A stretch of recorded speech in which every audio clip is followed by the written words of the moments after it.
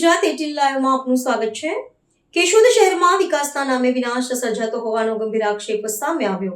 Ward number 5 અને 6 ને જોડતા ડીપી રોડથી શેખ ગેરેજ સુધીના વોકળામાં ચાલી રહેલા બ્યુટિફિકેશનના કામને લઈને સ્થાનિક રહીશોમાં ભારે રોષ જોવા મળી રહ્યો છે। લોકોનો આરોપ છે કે આ કામના કારણે આવનારા ચોમાસામાં પાણી સીધું જ ઘરોમાં ઘૂસી જવાની શક્યતા વધી રહી છે। કેશોદ વોર્ડ નંબર 5 અને 6 માં હાલ નગરપાલિકા દ્વારા બ્યુટિફિકેશન અને વોકવેનું કામ ચાલી રહ્યું છે, પરંતુ આ કામ હવે લોકો માટે સુવિધા કરતાં વધુ સંકટ બની રહ્યું છે। ટિલોળી નદી તરીકે ઓળખાતા વોકળામાં મેસવણ અને કેવદરા વિસ્તારનું વરસાદી પાણી મોટા પ્રમાણમાં આવે છે। ખાસ કરીને અંડરબ્રિજ બન્યા બાદ આ વોકળામાં પાણીનો પ્રવાહ વધુ વધી ગયો છે। ગયા વર્ષે ભારે વરસાદ દરમિયાન આ જ વોકળાનું પાણી ઘરોમાં ઘૂસી જતા લોકોના માલસામાનને ભારે નુકસાન થયું હતું। હાલ ચાલી રહેલા કામમાં વોકળામાંથી કાઢેલો ગાર બંને બાજુ ચડાવી દેવાયો છે, પરંતુ વોકળાને ન તો પહોળો બનાવ્યો છે કે ન તો ઊંડો કરવામાં આવ્યો છે, જેના કારણે વોકળો વધુ સાંકડો બનતો જાય છે। રહીશોનું કહેવું છે કે જો આ જ રીતે કામગીરી ચાલુ રહેશે તો આવનારા ચોમાસામાં સ્થિતિ વધુ વિકટ બનશે અને સમગ્ર વિસ્તાર પાણીમાં ગરકાવ થઈ જશે। જો તાત્કાલિક કામ બંધ કરી યોગ્ય આયોજન નહીં થાય તો અમે આંદોલન સાથે મતદાનનો સ્પષ્ટ બહિષ્કાર કરવાની ફરજ પડશે। રહીશોએ સ્પષ્ટ ચેતવણી આપી છે કે જો તેમની માંગણીઓ પર તાત્કાલિક કાર્યવાહી નહીં થાય તો તેઓ ગાંધી ચિંધ્યા માર્ગે આંદોલન કરશે અને મતદાનનો બહિષ્કાર પણ કરશે।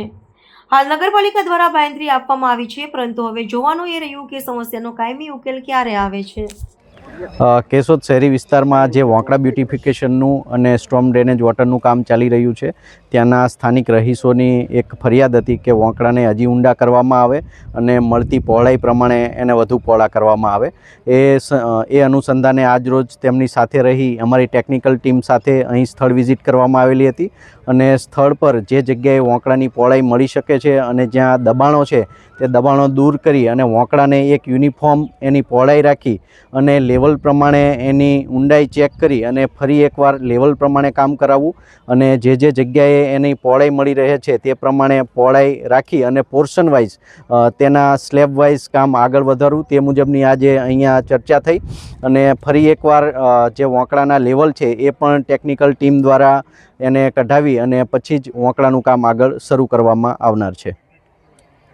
ટેકનિકલ રીતે આ કામની ખરાઈ કરી અને આવનારા સમયમાં પાણી ભરાવાના આ વિસ્તારમાં પ્રશ્ન ન બને તે મુજબની તકેદારી રાખવા માટે ટેકનિકલ ટીમને તાકીદ કરવામાં આવેલી છે અને તે મુજબની અત્યારે લેવલ લેવાની અને એ મુજબની કામગીરી શરૂ કરવામાં આવેલી છે। હું આ એરિયામાં રહું છું અને ગયા વખતે આપણે ચોમાસાની અંદર પાણી બધાના ઘરમાં ગરી ગયું છે। આ એરિયામાં બધાને ખબર છે, બરાબર। જે એરિયામાં નહોતું આવતું એમાં પણ આવી ગયું છે। હવે આ વખતે નગરપાલિકાએ વોકળા બ્યુટિફિકેશન કામ ચાલુ કર્યું, એની અંદર એ કામ આપણી દ્રષ્ટિએ આમ યોગ્ય થતું નથી એવું દેખાય છે, કારણ કે જે વોકળાને પહોળાઈ વધારવી જોઈએ, ઊંડાઈ વધારવી જોઈએ, એની જગ્યાએ આપ તમે જોવો છો વોકળાને તરિયામાં શું થયું, ઉપર આવી ગયું છે અને બે સાઈડમાં જે ગાર કાઢી નાખવાનો હોય બે સાઈડમાં નાખેલો છે। એટલે આમ બધે પબ્લિકની અંદર આ વસ્તુનો ભયનો માહોલ આપણે સાંભળ્યો, બધા ટેન્શનમાં છે કે આ ચોમાસામાં શું થાય, તો એના માટે નગરપાલિકાને યોગ્ય રસ્તો લેવો જોઈએ આનો અને લોકોનું થોડુંક વિચારવું જોઈએ। અને ગઈકાલે આપણે નગરપાલિકાએ બધાએ ભેગા મળી અને આવેદનપત્ર પણ આપેલું છે, પણ અત્યારે એ જોતાં એવું લાગે કામ પણ બ્રેક નથી મરાવ્યું। હજી જો તમે જોવો છો આ તરિયાની અંદર શું છે, પાણા નખાય છે ને વોકરો ઉપર આવે છે અને હવે પછી જો આગળ રસ્તો લેવામાં નહીં આવે તો બધા એરિયાએ વાત કરી લીધી છે, ઉગ્ર આંદોલનની અમારી તૈયારી છે બધાની। જો કેશોદની અંદર વોર્ડ નંબર 6માં આમ તો આખા કેશોદની અંદર કેશોદ નગરપાલિકા અને ભાજપનું પ્રશાસન બ્યુટિફિકેશનનું કામ કરે છે, વોકળા બ્યુટિફિકેશન, પણ બ્યુટિફિકેશનના નામે કરોડોનો ભ્રષ્ટાચાર થતો હોય અને ભાજપના ઘર ભરાતા હોય એવું મને અહીંયા સ્પષ્ટ એટલા માટે દેખાઈ આવે છે કે અહીંયા વોર્ડ નંબર 6ની અંદર જે વોકળા બ્યુટિફિકેશનનું કામ ચાલુ છે એમની અંદર સ્થાનિક લોકોએ આ વાતનો ખૂબ વિરોધ કર્યો, આક્રોશ કર્યો અને આક્રોશના અંતે એના જનપ્રતિનિધિઓ, નગરપાલિકાના અધિકારીઓ અત્યારે અહીંયા આવ્યા છે સ્થિતિનું અહીંયા ચેક કરવા માટે। અહીંયા હું પોતે અહીંયા આવ્યા છે, અહીંયાની સ્થિતિ જોતાં આખી સ્થિતિને મેં જોઈ તો વોકળા બ્યુટિફિકેશનનું કામ ચાલે છે, એમની અંદરથી જ માટી કાઢીને ત્યાં બાજુમાં જ ખડકી દેવામાં આવે છે અને પથ્થરો નાખીને એમનેમ ખાલી લોટ પાણીને લાકડા થતું હોય એવું લાગે છે, કારણ કે ચોમાસાની અંદર જ્યારે પાણીનો પ્રવાહ આવશે ત્યારે માટી જો ઘસશે તો આ બધા જે પથ્થર છે ફરીથી અંદર વોકળામાં જતા રહેવાના, વોકળો આનાથી પણ વધારે સાંકડો થવાનો અને પાણીનો પ્રવાહનો અવરોધ વધારે ઊભો થવાનો। અહીંયાના સ્થાનિક લોકોએ કીધું કે ભૂતકાળમાં પણ પાણી ઘરોમાં ઘૂસી ગયા છે, તો એનું નિરાકરણ કરવાની જગ્યાએ આ સમસ્યા મોટી થાય એવું કામ અત્યારે અહીંયા થઈ રહ્યું છે।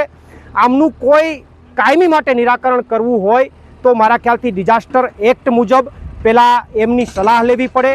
ડિઝાસ્ટર એક્ટ મુજબ કઈ રીતે એમને પોળો કરવો, વોકળાને કઈ રીતે પોળો કરવો, ઊંડો કરવો, કઈ રીતે પુલને પોળા કરવા, આ તમામ વસ્તુ ડિઝાસ્ટર એક્ટ મુજબ થવી જોઈએ. પણ આ લોકો એવું કંઈ કરી રહ્યા નથી. ડિઝાસ્ટર એક્ટ મુજબ પાણીનો પ્રવાહ ચાલુ હોય તો પણ અનેક વસ્તુઓને ભૂતકાળની અંદર અહીંયા ઘટનાઓ એવી બની છે કે અમુક વસ્તુઓને દૂર કરી છે. તો અત્યારે જ્યારે તમે વોકળા બ્યુટિફિકેશન કરી રહ્યા છો તો ડિઝાસ્ટર એક્ટની સલાહ લઈ અને અત્યારથી શું કામ પ્લાનિંગપૂર્વક કામ નથી કરી રહ્યા? અત્યારે તમે વોકળા બ્યુટિફિકેશન કરો છો, એમાં કરોડોનો ભ્રષ્ટાચાર કરશો અને પછી સોલ્યુશન નહીં આવે, પછી ડિઝાસ્ટર એક્ટ મુજબ તમે કામ કરશો તો ફરીથી કરોડોનો ધુમાડો થશે. તો મને એવું લાગે છે કે કોઈ પણ પ્લાનિંગ વિનાનું કામ ચાલે છે અને આમને લઈને વોર્ડ નંબર 6ના સ્થાનિકોમાં ભારે આક્રોશ છે. કારણ કે આવનારા ચોમાસાની અંદર ભયંકર સ્થિતિનું નિર્માણ થાય એમ છે. ત્યારે હું અહીંના પ્રશાસનને આમાં કોઈ પણ જ્યારે ડિઝાસ્ટરની વાત હોય ત્યારે કલેક્ટર સાહેબ કેમ ધ્યાનમાં આમાં હાથ દોરતા નથી? કારણ કે આ મોટી ઘટના છે, મોટો પ્રશ્ન છે. તો આમની અંદર તાત્કાલિક ધોરણે પ્રશાસને અને માનનીય કલેક્ટર સાહેબે પણ આમાં ઇન્વોલ્વ થઈ અને પહેલાં ડિઝાસ્ટર એક્ટ મુજબ એમની સલાહ લઈ અને પહેલાં તો પાણીના નિકાલ માટેના પોળા કરવા ઊંડા કરવા પડે એની વ્યવસ્થા કરી અને ત્યારબાદ વોકળા બ્યુટિફિકેશનનું કામ થવું જોઈએ. આવી અમારી ઉગ્ર માંગ છે. પ્રવીણ રામ, પ્રદેશ ફ્રન્ટલ અધ્યક્ષ, આમ આદમી પાર્ટી.